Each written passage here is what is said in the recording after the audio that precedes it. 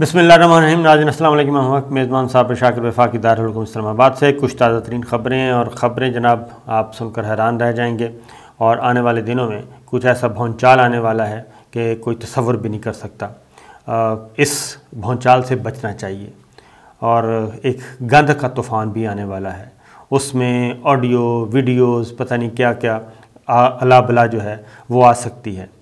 और ये सिलसिला शुरू किया मरियम सफ़दर साहिबा ने और शरीफ फैमिली ने, मुस्लिम लीग नवाज़ ने। सज़ा होने के बाद से अब तक कई हरबे इस्तेमाल किए जा चुके हैं, आपके सामने हैं सारे। कभी ऑडियो स्कैंडल आ गया, कभी वीडियो स्कैंडल आ गया, कभी एक जज के बारे में गुफ्तगू, कभी दूसरे जज साहब के बारे में गुफ्तगू, कभी साबिक़ चीफ जस्टिस के बारे में गुफ्तगू।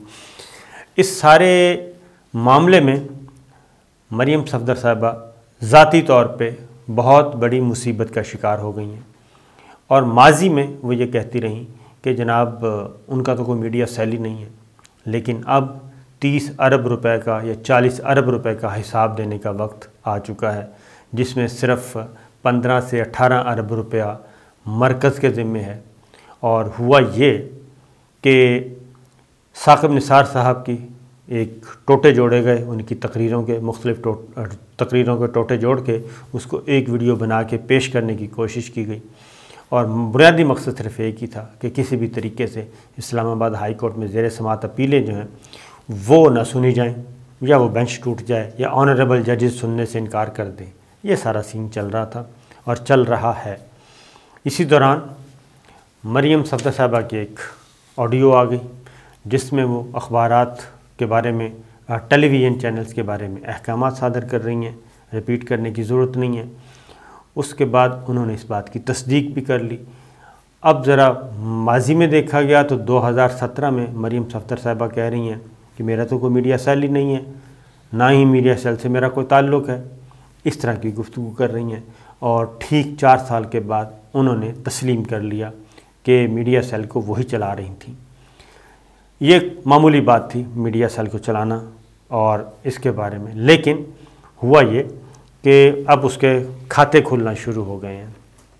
खाते कुछ इस तरह से शुरू हुए कि जब ये चैलेंज किया गया तो फवाद चौधरी साहब ने और वज़ारत इत्तलात और नशरियात ने सारा भांडा फोड़ दिया, क्योंकि अफसरान तो वही हैं, रिकॉर्ड भी वही है, उसमें कुछ हेर फेर हो नहीं सकता। और उसके बाद जो फवाद चौधरी साहब ने भांडा फोड़ा, उसमें उन्होंने वाज़े तौर पे, ख़ास तौर पे जब मरियम सफ़दर साहिबा ने इकरार कर लिया, एतराफ़ जुर्म कर लिया, तो जब एतराफ़ जुर्म हो गया, जब मरियम सफ़दर साहिबा ने मान लिया, तो एक नया केस जो है वो तैयार हो रहा है। वो केस कहाँ तक जाएगा, कहाँ तक नहीं जाएगा, ये एक साइड पे रखें, लेकिन आवाम को बताने के लिए बहुत कुछ आ गया। नून लीग के दौर में वज़ीर आज़म हाउस में एक मीडिया सेल बनाया गया था और मीडिया सेल के ज़रिए सहाफ़ियों में पैसे तकसीम किए गए। फवाद चौधरी साहब ने ये सारे इंकशाफात और हमाद अज़हर साहब ने एक ही प्रेस कॉन्फ्रेंस में कर दिए। मुखालफत करने वाले सहाफ़ियों और ग्रुप्स को सज़ाएँ दी गई।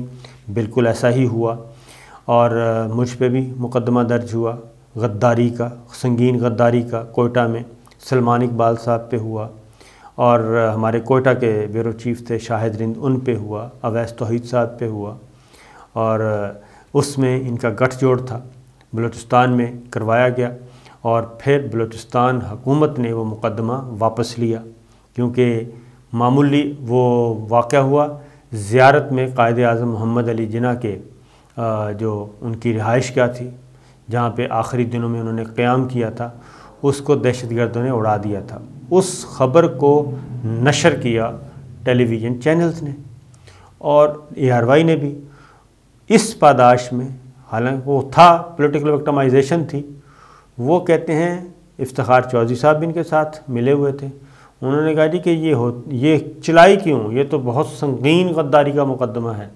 तो ये कुछ हुआ और उसके बाद वो बलूचिस्तान हुकूमत ने वापस लिया।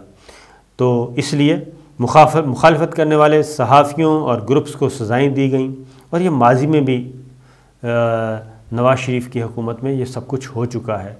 ये जो आज़ादी सहाफ़त के लंबरदार बनते हैं, مریم نواز نے بدنام زمانہ میڈیا سیل کی سربراہی کا اعتراف کر لیا۔ فواد چوہدری صاحب نے کہا نون لیگ کے دور میں صحافیوں کو سزائیں دی جاتی تھیں، نون لیگ کے دور میں میڈیا سیل کے ذریعے 9 ارب 62 کروڑ سے زائد کی فنڈنگ کی گئی، اور میڈیا سیل تھا اور 10 ارب کے قریب فنڈنگ کیسے ہو گئی، کیسے کی؟ ایک پرائیویٹ پرسن نے، یعنی کہ مریم صفدر صاحبہ نے، اور 10 ارب تک کے اشتہارات صرف اسلام آباد میں تقسیم کیے گئے۔ پنجاب اور دیگر صوبوں کے اعداد و شمار اس سے علیحدہ ہیں، اور یہ پوری رقم جو ہے وہ کوئی 40 بلین بنتی ہے، 40 ارب روپیہ۔ مجموعی طور پہ 15 سے 18 ارب روپے صحافیوں اور گروپس میں تقسیم کیے گئے۔ پرائیویٹ شخص کی جانب سے اتنی رقم کی تقسیم ایک جرم ہے، یہ فواد چوہدری صاحب نے فرمایا، اور انہوں نے ثبوت ان کے پاس آ گئے ہیں، اس لیے شاید وہ کہہ رہے ہیں ایف آئی اے کے ماتحت یہ کیس بنتا ہے، نااہل تو وہ پہلے ہی ہو چکی ہیں۔ اب اشتہارات کا معاملہ آتا ہے تو ہم 2 ارب کے قریب، یعنی کہ موجودہ گورنمنٹ نے صرف 2 ارب کے اشتہارات اب تک دیے ہیں 3.5 سالوں میں، وہ 5 سالوں میں 40 بلین کے اشتہارات تقسیم کیے گئے۔ اشتہارات کی مد میں رقم گئی ہے جی۔ من پسند صحافیوں، چینلز اور میڈیا گروپس کو نون لیگ دور میں پیسہ دیا گیا۔ فواد چوہدری، اشتہارات کا معاملہ آتا ہے تو ہم تو 2 ارب کے بھی ابھی تک قریب نہیں پہنچے۔ وفاق کے ساتھ صوبائی حکومتوں نے من پسند صحافیوں اور چینلز میں پیسے تقسیم کیے۔ حماد اظہر صاحب نے کہا مہنگائی کا واویلا کرنے والوں نے قوم کے اربوں روپے ذاتی فائدے پر استعمال کر لیے۔ اب اس میں اے آر وائی کو 8 کروڑ روپیہ دیا گیا 5 سالوں میں، اور پاکستان ٹیلی ویژن جو کہ ریاستی چینل ہے، ریاست کا چینل ہے، اس کو صرف 21 کروڑ روپے دیے گئے 5 سالوں میں، یعنی جس کا پورا انحصار ہی گورنمنٹ کے ایڈز پہ ہوتا ہے، گورنمنٹ اس کو پروموٹ کرتی ہے، لیکن پی ٹی وی کا بھی بھٹا بٹھایا گیا۔ اور دوسری جانب جو ان کے لائک مائنڈڈ گروپس تھے، جو ڈیٹیلز فواد چوہدری صاحب نے دیں وزارت اطلاعات و نشریات، جیو جنگ گروپ کو 3 ارب روپیہ اور ایکسپریس گروپ کو 1.25 ارب روپیہ یہ یہاں تک دیے گئے، اور بے شمار پیسے دیے گئے۔ اس وقت جب 2015 میں پہلی دفعہ جب یہ خبر چھپی کہ وزیر اعظم ہاؤس میں ایک میڈیا سیل ہے، اس میڈیا سیل کو فلاں چلا رہا ہے، لیکن اس وقت تردید کی جاتی تھی۔ اور اس میڈیا سیل کا مقصد کیا تھا؟ اس میڈیا سیل کا مقصد یہ تھا کہ جو ایون اس میڈیا سیل میں ایک اور کام بھی ہوتا تھا کہ جو بند کمرے کی میٹنگز ہوتی تھیں ان کو بھی ریکارڈ کیا جاتا تھا، اور پھر ٹکر چلوائے جاتے تھے اور اپنی پسند کے پیس نکال کے چلائے جاتے تھے، اور اس کے بعد پھر ڈاؤن لیچ بھی ہوا تھا۔ تو یہ سب کچھ ہو رہا تھا۔ اب اس کے علاوہ ایک اور چیز بھی جو سامنے آئی ہے، یہ اب انہوں نے حکم دے دیا ہے کہ یہ 18 عمران خان صاحب نے یہ کیس اب وہ بھیج رہے ہیں ایف آئی اے کو کہ جناب یہ ذرا چیک کریں کہ مریم صفدر صاحبہ جو کہ کچھ بھی نہیں تھیں، ان کے حکم پہ یہ پیسہ تقسیم کس بنیاد پہ ہو رہا تھا۔ یہ ابتدائی طور پہ جو میڈیا سیل قائم کیا گیا تھا، یہ کیا گیا تھا جی 2 کروڑ سے، اور یہ 15 لوگ پہلے بھرتی ہوئے تھے۔ اور یہ ایک اور اخبار کی رپورٹ میرے سامنے پڑی ہے، اس میں یہ بتایا گیا ہے ڈان کی رپورٹ کے مطابق جی پہلے 2 کروڑ روپے مختص کیے گئے، پھر اس کو 38 کر دیا گیا اس کو بڑھا کر، اور یہ میڈیا کمپین چلائی جاتی تھی۔ یہ ساری کی ساری چیزیں جو ہیں یہ موجود ہیں، اور 9 ارب 62 کروڑ 54 لاکھ روپے، پھر 10 ارب روپے اپنے من پسند چینلز کو۔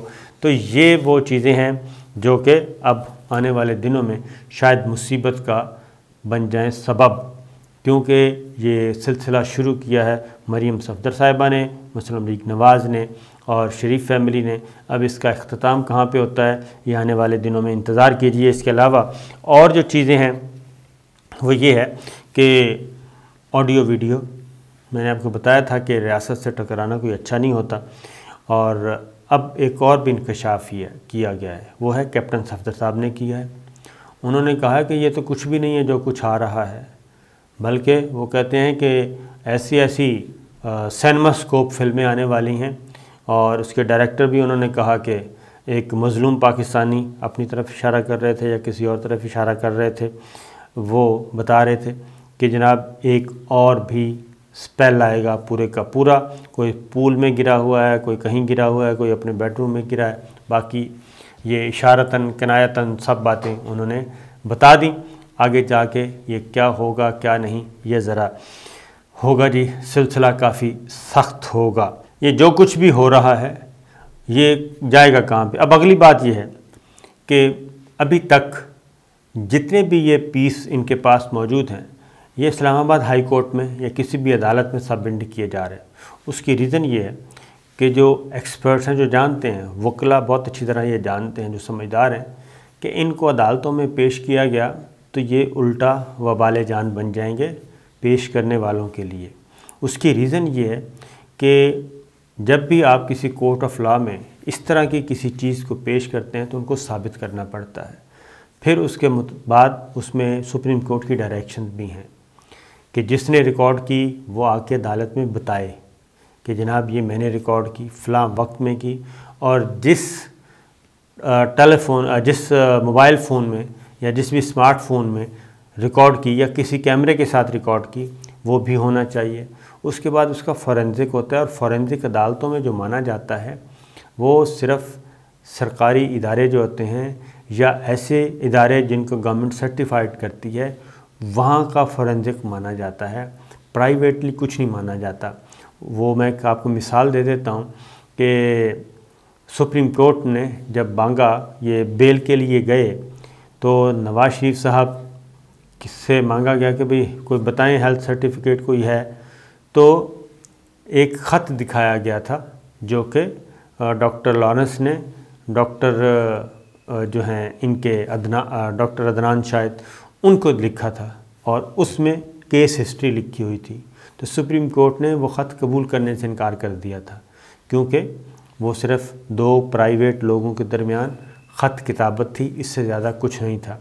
ان کے پاس بھی جو ارشد ملک صاحب مرحوم کی گفتگو ہے وہ بھی مختلف ٹکڑوں میں کر کے اس کو جوڑا گیا، اور جوڑ کے اس کو ریلیز کرنے کی کوشش کی گئی، اور یہ ثابت کرنے کی کوشش کی گئی کہ یہ سارے کورٹ آف لاء میں پریشر اتنا پیدا ہو جائے کہ پبلک پریشر سے میڈیا میں ایسی کمپین آئے کہ وہ سارے کا سارا جو کیس ہے اس کا فائدہ پہنچے۔ لیکن یہ ساری چیزیں ابھی تک ان کو فائدہ نہیں پہنچا رہی، الٹا یہ دھمکیاں دے رہے ہیں۔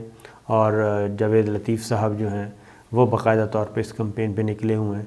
بادامی صاحب کے پروگرام میں تھے کل، اور اس میں بھی تھا، ملکہ بخاری تھیں، تو اس میں جاوید لطیف صاحب الٹا دھمکیاں دے رہے تھے کہ ہم نے نہ آپ کو چھوڑنا ہے نہ ہی غلام حسین چودھری صاحب کو چھوڑنا ہے، اور ہم آپ کو ماریں گے بھی نہیں اور زندہ بھی رکھیں گے، اور زندہ بھی اس طریقے سے رکھیں گے کہ آپ سسک کر مریں گے۔ تو اس طرح کی گفتگو کر رہے ہیں، بجائے اس کے کہ وہاں پہ جا کے منی ٹریل پیش کریں اور اپنے آپ کو صفائی پیش کریں، میرٹ پہ فیصلہ کروائیں۔ یہ نہیں ہو رہا، بلکہ ابھی بھی یہ اسی ڈگر پہ چل رہے ہیں۔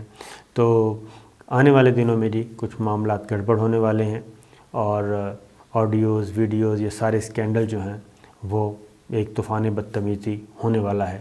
دیکھتے ہیں کون کون آتا ہے۔ اللہ تعالی ہم سب کو اپنے حفظ و امان میں رکھے۔ اجازت دیجیے، اللہ حافظ۔